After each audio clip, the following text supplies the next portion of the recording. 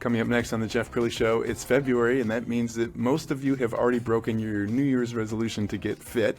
We're going to get you back on track with two fitness experts next.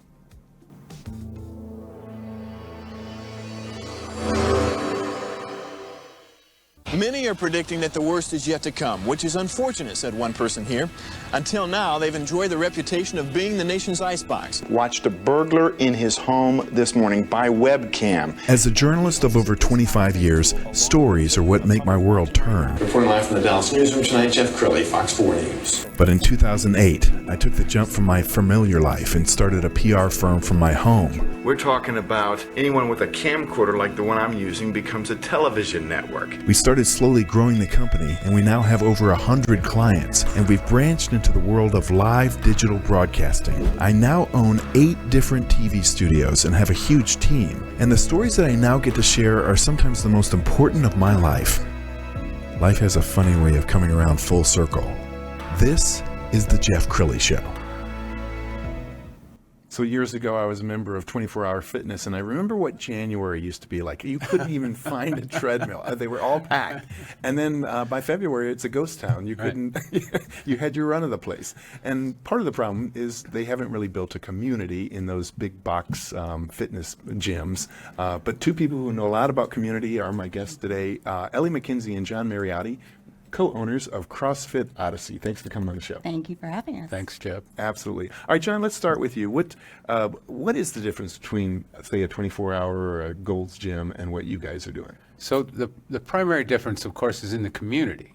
You might go to 24 Hour Fitness or Gold's or one of those places, walk through the door, do your workout, walk out, do that 5 days a week, and never talk to a soul. At our place, you're going to talk to everybody who comes through the door. They're all talking to you. It's a community. People are looking for you. It's like that old saying from Cheers. Everybody knows your name. Yes. And I love that because, Ellie, you can attest to this. There's something about the pressure of having the accountability of a group, right? You feel bad about not showing up. Absolutely. We call our clients when they don't show up, and they call each other. They call each other and they say, "Where are you? We haven't seen you at the gym, and we miss you, and we want you to come in here." And so we keep them accountable. We don't let you just pay and not show up. We want you to show up. Sure. We're going to show your website. It's beautifully done. And as we scroll down the website, let's talk a little bit about the history of the organization. How long have you guys been around? We just celebrated our 10-year anniversary. Congratulations. That's awesome. Now, how did you two meet? Long story. I was teaching the Gifted and Talented program at a school in Nevada when I was married, and he was teaching martial arts, and a lot of our kids were in classes together. And we were talking about how with gifted and talented kids, when they get a challenge, a lot of times they just say, "Well, I just can't do that." And we would say, push harder, and they're like, "Well, I just can't." And so when we put them in martial arts, and a lot of times we would put them with their parents in martial arts, and they would watch their parents fail again and again and get up and do it again and again to get better, they would understand that you fall down, you get back up, you fall down, you get back up, and you keep trying and you keep trying. And they don't see their parents fail very often. So this was a great experience for them to watch us as parents fail and get back up and do it again. Sure. And another thing I love about you guys is you walk your talk, you eat your own cooking, so to speak, because you're both in shape. And I've gone to some of these gyms where the trainer has, a belly, and you're like, why would I get trained by you? Right. So I've got a little video, and I want you to kind of narrate this, Ellie. This is you working out, and when we look at this, okay, this is abs. and this is intense, right? I mean, that's like you're going for 8 full minutes. Right, 8 full minutes. It's 20 seconds on, 10 seconds off. Different exercises. This is the third of 3 8-minute ab workouts that I've put out, and I put them out during COVID so that our clients went home with workouts that they could do and not gain weight during COVID. We sent everybody home with a medicine ball and a dumbbell and a kettlebell, and we sent them workouts to do every day. Okay, and I'm told that it takes something like at least 3 weeks to start a habit, right? So, Correct, 21 days. Do you find that people come and they're kind of dragging themselves in there, but by week 3 they can't wait to get started? Exactly. Yeah, Yes. they're excited about being there. They're excited to see their friends. They're excited to also see the changes that are taking place in their bodies and how they're feeling in their mental state. All right, I'm going to give you a chance to brag on yourself, John, because you should be very proud because you are a CrossFit Games finalist, right? You finished second. Let's show a little video, and I want you to talk about what is CrossFit Games, and you've finished now how many times? I've been to the games 5 different times, 5 different years in 3 different divisions. Okay, and what are we watching here? This is just a little workout from one of my daily workouts. What I'm doing is what's called a wall walk. So you start flat, walk yourself all the way up to the wall, and then we're doing a nose to the wall handstand push-up. What I'm going to attempt now is to try to pirouette around and do a back to the wall handstand push-up. I don't think I'll quite make it. Nope, not quite. Takes a lot of balance there. And now a back to the wall handstand push-up. Wow. Okay, and John, how old are you? I'm currently 67. I'll be 68 in October. That's amazing. Now, I mean, we all know people your age who can barely walk. I mean, they're like they're walking with a cane or yeah. So what? You have this sharp look in your eye. I can tell that you're a beast. Thank you. I mean, what's your routine? What time do you get up and when? Oh, so I'm up pretty much every morning around 4:15 in the morning. Wow. And I'm usually in the gym by 5:15. You're like Rocky, drinking the eggs? Well, not quite that, but yeah, you know. Yeah, I like that. But yeah, it's a disciplined regimen that I've been doing for quite a number of years. And I get up, I get to the gym.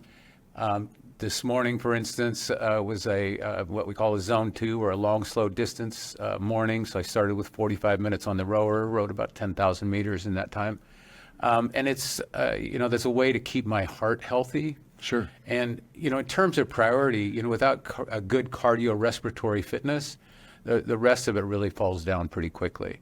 We want to be strong, so we need to do strength training, but we also need to take care of our hearts. Absolutely. Right. Ellie, what's your routine? What time do you wake up?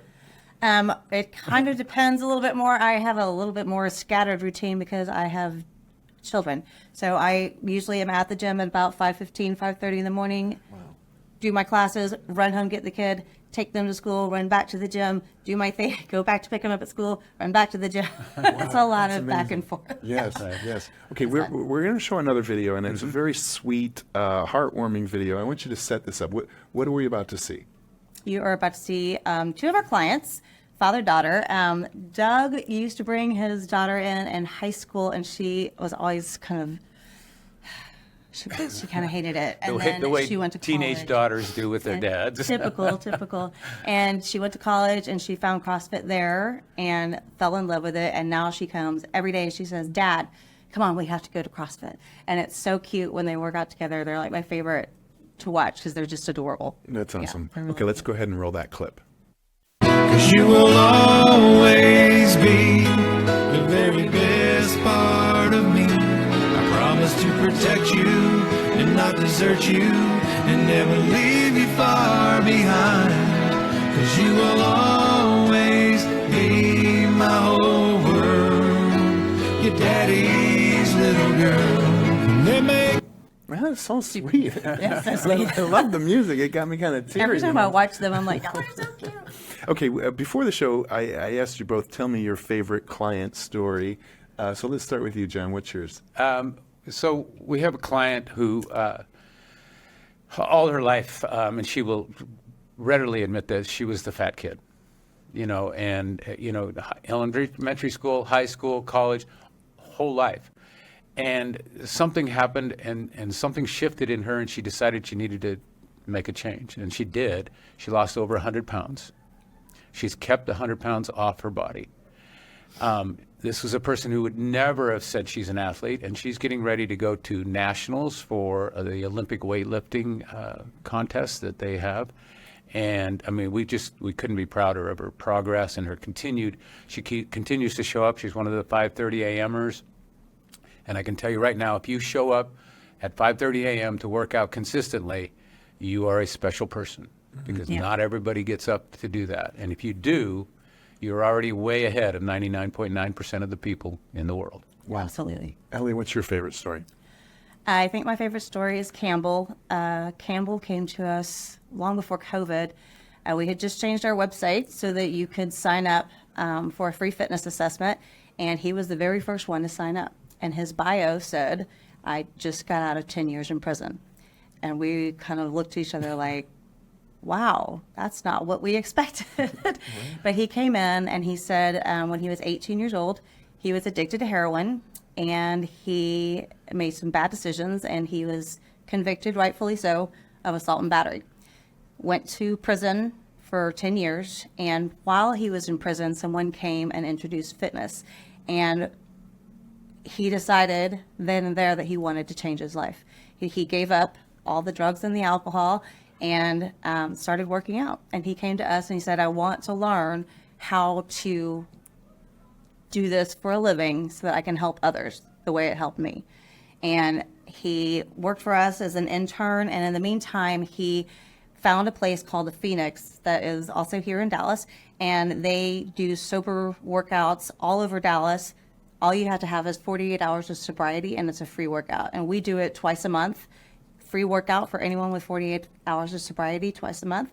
And he has been with this company for about 5 years now and opened up his own place in California. And now he has his own business in California, helping people get out of prison and find success and sobriety, which is probably like the most exciting thing that we've ever found. I mean, that was probably the most amazing thing we ever did. Yeah. That's so inspirational. Okay, we only have a couple minutes left, so I'll give you both kind of a final maybe challenge to the audience for the person watching this. I mean, they can come in, can they come visit for free, or how does that work? They can go to our website, CrossfitOdyssey.com, look for the free fitness assessment and check it out, and we will bring you in and we will get you set up.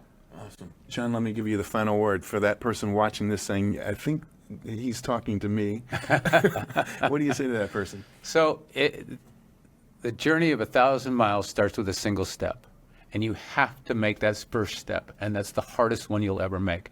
After that, it's not quite all downhill, but it gets a lot easier after you make your first step and walk through that door for the first time.